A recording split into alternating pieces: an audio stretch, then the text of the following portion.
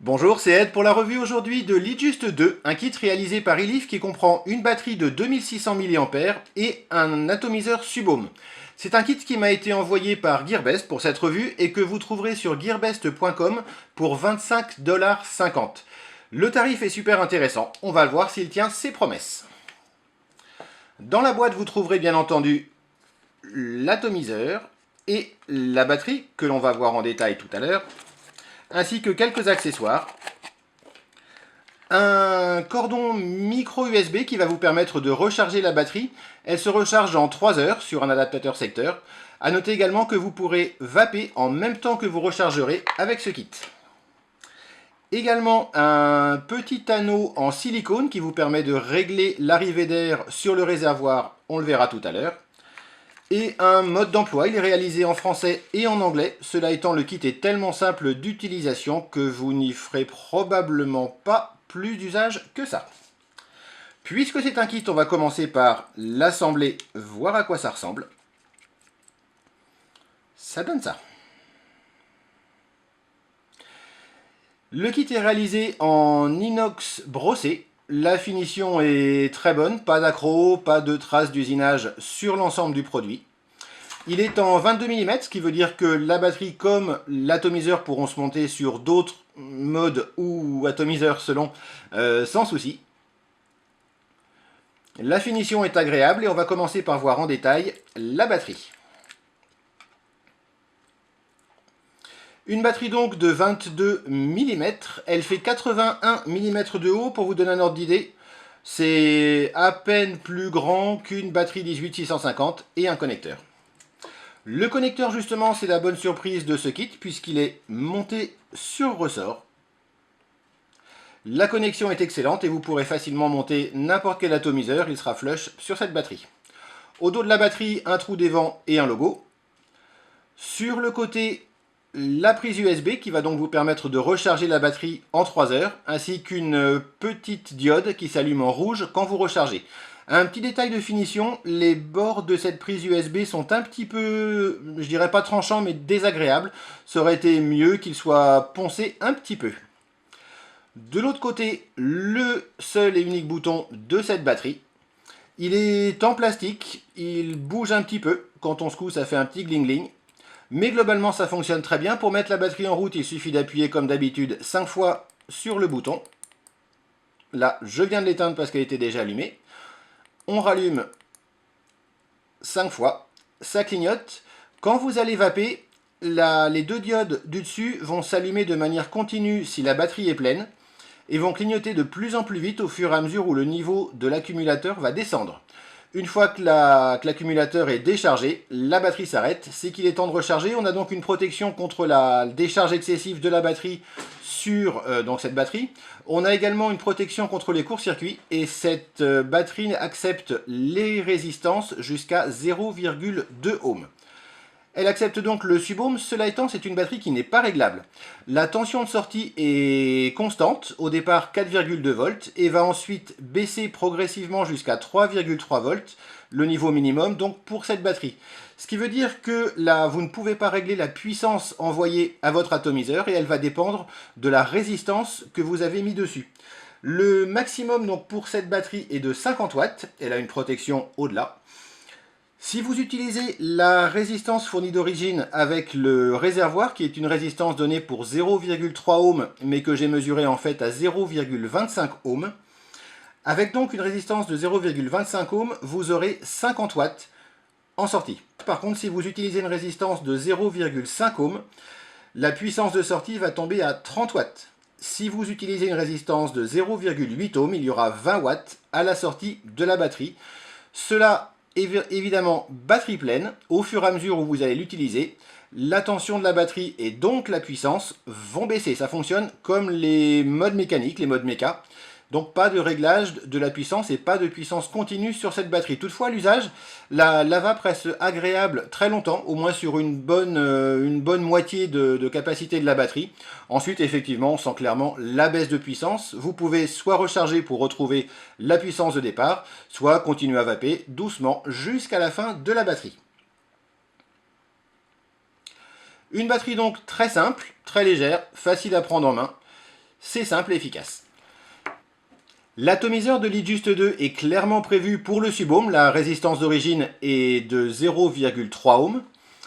Il est très aérien. On a en bas de l'atomiseur 4 énormes orifices pour l'entrée d'air. Et il n'est tel quel pas réglable. Ça donne un débit d'air très aérien. C'est clairement fait pour de l'inhalation directe et pas du tout pour de l'inhalation indirecte. Donc la vapeur d'abord dans la bouche puis dans les poumons. C'est vraiment fait pour prendre la vapeur directement dans les poumons. Un débit d'air très aérien et un rendu de saveur qui est bon. Il utilise les mêmes résistances que les Aspire Atlantis par exemple, ce qui fait que les résistances sont très faciles à trouver dans le commerce, et elles ont un rendu de saveur qui est bon, ça n'est pas le meilleur du marché, mais c'est tout à fait acceptable. On peut toutefois régler ce débit d'air avec le petit anneau en silicone qui est fourni avec le kit. Pour cela, il suffit de placer l'anneau sur l'atomiseur et de le tourner, ça fonctionne comme sur la plupart des autres atomiseurs. Ici, on a le débit d'air ouvert complètement. Et en tournant l'anneau de silicone, on masque les entrées d'air et on peut réduire le flux d'air. Ça fonctionne évidemment puisque ça réduit les ouvertures. Cela étant, clairement c'est un atomiseur qui rend beaucoup mieux avec les arrivées d'air complètement ouvertes. Si vous fermez à moitié, vous verrez pratiquement pas de différence. Tout simplement parce qu'il y a encore énormément d'arrivées d'air par rapport à la cheminée et à la résistance. Pour arriver à effectivement resserrer de manière sensible le flux d'air, il faut pratiquement laisser 4 petits ronds de chaque côté. Du coup, ça correspond à une inhalation directe un petit peu restreinte, mais vous ne pourrez pas, ou du moins pas de manière agréable, faire de l'inhalation indirecte sur ce réservoir. Pour en voir le détail, il n'y a pas rien de particulier en fait. Un drip tip, 9 mm en haut, 6 mm en bas. Une très grande ouverture donc qui correspond à la cheminée à l'intérieur. Pour accéder à la résistance et démonter l'atomiseur, on dévisse le bas. La partie inférieure se compose tout simplement de la résistance. Ici la résistance d'origine, c'est un double coil verticaux avec une mèche en coton. L'ouverture est de 4 mm à l'intérieur, ce qui permet un débit d'air très important. Et ce qui explique également pourquoi il faut vraiment complètement resserrer les arrivées d'air avec le petit anneau, si vous voulez que la réduction du débit soit sensible. La base est très simple, l'emplacement pour la résistance, le plot positif au fond, la connexion 510 est fixe. Pour changer ou remettre la résistance, ça se remonte très bien, le filetage est tout à fait correct. Le réservoir, quant à lui, est, paraît-il, démontable. Je l'ai vu faire une fois. Ça se démonte en dévissant la partie supérieure et la partie inférieure. Du coup, on a le haut de la cheminée, le bas de la cheminée et le tank, qui est en Pyrex bien sûr, qui se séparent. Pour ma part, je n'ai pas réussi à le dévisser. C'est souvent le cas. Le réservoir est super bien vissé d'origine. J'ai eu beau essayer avec des pinces, même laisser quelques marques sur le réservoir, je n'ai pas réussi à le démonter. Du coup, pour le laver, c'est un petit peu plus compliqué, mais ça se fait, bon, finalement, ça se fait très bien. Pour remplir le réservoir, vous avez 2 grandes orifices à ce niveau-là.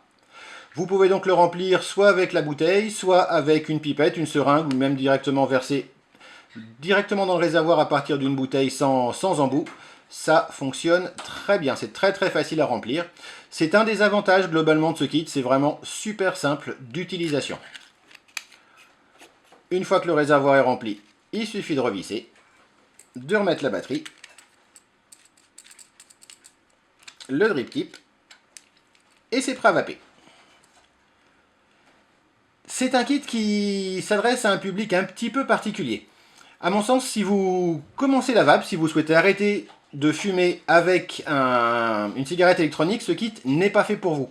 D'une part, le subohm ne va pas vous convenir, l'arrivée d'air va être beaucoup trop large et la vapeur beaucoup trop importante pour compenser l'arrêt de la cigarette.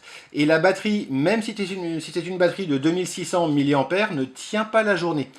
C'est une batterie importante, cela étant, la résistance et les montages consomment beaucoup. Vous ne tiendrez pas la journée avec une seule batterie, il en faudrait 2, voire même 3 pour tenir une journée complète. Donc, même s'il est super simple d'utilisation, ça n'est clairement pas un produit que je recommanderais aux gens qui veulent arrêter la cigarette avec la cigarette électronique. Par contre, si vous avez un atomiseur et une batterie standard, pas Subôme, et que vous souhaitez faire du Subôme de temps en temps pour pas trop cher, ce produit est parfait. Ça va vous donner une vape très agréable, vraiment typée Subôme, avec une énorme production de vapeur, pour un produit super simple, facile à transporter et qui fonctionne très bien. En résumé, quels sont les avantages et les inconvénients de ce kit iJuice 2? Les avantages, le premier il est évident, c'est le prix. 25 $ pour le kit complet, c'est une aubaine. Deuxième avantage, le rapport qualité-prix, je dirais, pour le prix, la qualité était vraiment très bonne, même si le bouton et la prise auraient mérité un petit peu plus d'attention. Les inconvénients, ça n'est pas un kit qui va être destiné à tout le monde.